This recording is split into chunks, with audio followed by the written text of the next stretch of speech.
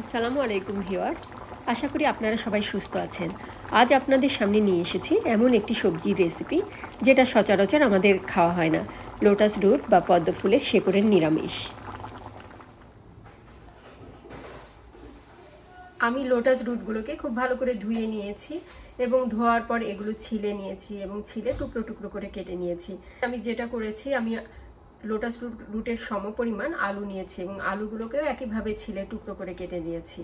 তবে আলুগুলোকে একটু বড় করে টুকরো করেছি লোটাস রুটের তুলনায়।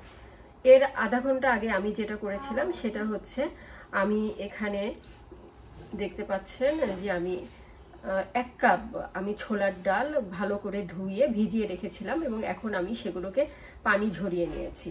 পানি ঝরিয়ে এভাবে নিয়েছি, আধা ঘন্টা আগে ভিজিয়ে রেখেছিলাম। আপনারা চাইলে আরও বেশিক্ষণ সময় ভিজিয়ে রাখতে পারেন, এতে কোনো সমস্যা নেই, বরং আরও সেটা ভালো হবে। এটা একটু বেশ শক্ত থাকে লোটাস রুটটা, আপনারা হয়তো জানেন। এখন আমি এই 3টা উপকরণকে একসঙ্গে সেদ্ধ করব এবং এই জন্য আমি প্রেসার কুকার ইউজ করব। এবং এখানে আমি অলরেডি প্রেসার কুকারের মধ্যে দিয়ে দিয়েছি আলু এবং লোটাস রুট এবং সেই সাথে ভেজানো ডালটা। এখন আমি এই 3টাকে একসঙ্গে সেদ্ধ করার জন্য প্রথমে আমি এর মধ্যে দিয়ে দিচ্ছি 1 চা চামচ পরিমাণ হলুদ গুঁড়ো দিয়ে দিচ্ছি এবং দিয়ে দিচ্ছি 1 চা চামচ লবণ। এরপর আমি এর মধ্যে পানি দিব। পানি এটা আমাকে বুঝে দিতে হবে আমার কতটুকু পরিমাণ আমি রান্না করছি সেটার উপরে। আমি এখানে দিলাম 2 কাপ, আমার আরও কিছু পানি লাগবে। আমি আরও 2 কাপ পানি দিয়ে দিলাম।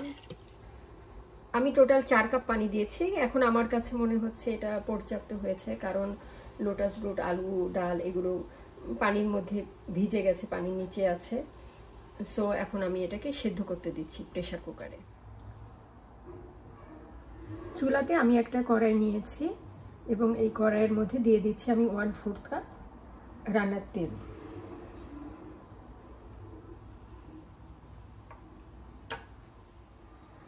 মিডিয়াম হাই হিটে তেলটা গরম হয়ে গেলে এর মধ্যে এখন আমি দিচ্ছি 1/2 চা চামচ গোটা জিরা,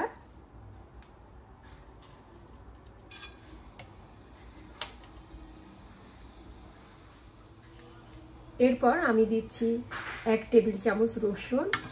এখানে রসুনটা আমি কুচি করে রেখেছিলাম। তারপরে আমি দিয়ে দিচ্ছি 1/2 কাপ পেঁয়াজ।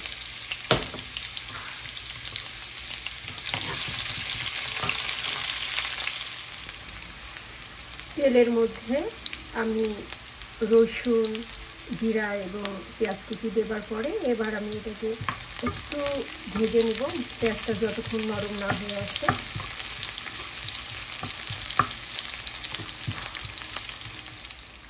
পেঁয়াজটা একটু ব্রাউন কালার হয়ে গেলে এখন আমি এর মধ্যে দিয়ে দিচ্ছি 1/2 টেবিল চামচ আদা গুঁড়ো।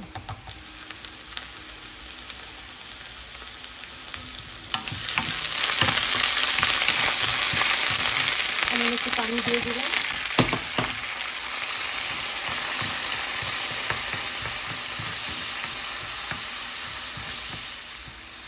এখন এর মধ্যে আমি দিয়ে দিচ্ছি 1 চা চামচ হলুদের গুঁড়ো এবং দিয়ে দিচ্ছি 1 চা চামচ জিরার গুঁড়ো। এখন আমি মশলাটাকে ভালোভাবে কষিয়ে নিচ্ছি।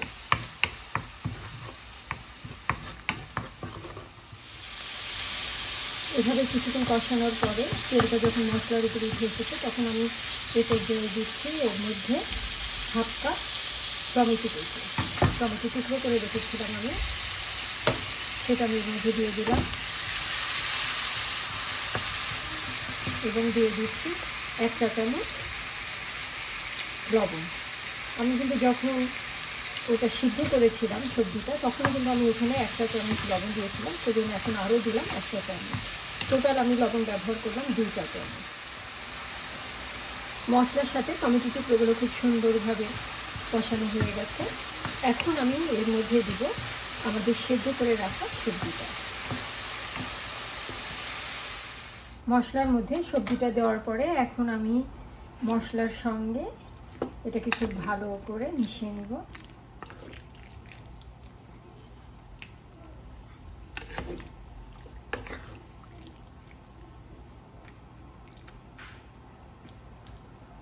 এবং এটা বলক আসা পর্যন্ত আমি ওয়েট করব। এ পর্যায়ে আপনি চাইলে এটাকে ঢেকে দিতে পারেন। আমার এখানে যেহেতু যথেষ্ট পরিমাণে পানি আছে সেজন্য আমি এটাকে ঢেকে দিচ্ছি না। এখন আমি এর মধ্যে 2টা কাঁচামরিচ চিড়ে দিয়ে দিচ্ছি। আমি যেহেতু ঝাল কম খেতে চাচ্ছি এখানে 2টা কাঁচামরিচ দিলাম। আপনারা ঝাল খেতে চাইলে আপনারা প্রথমে যখন তেল ফোড়ন দিবেন তখনই 2টা শুকনো মরিচ ওইখানে ভেজে দিতে পারেন। এখানে আমি এখন দিয়ে দিলাম 1/4 চা চামচ গরম মশলা। এখন গরম মশলাটাকে এই সময় মিলিয়ে নিচ্ছি এবং সব কিছু ভালোভাবে মিলিয়ে নেওয়ার পরে আমার লোটাস রুট খাবার জন্য রেডি হয়ে গেছে। এখন আমি চুলাটাকে বন্ধ করে দিই।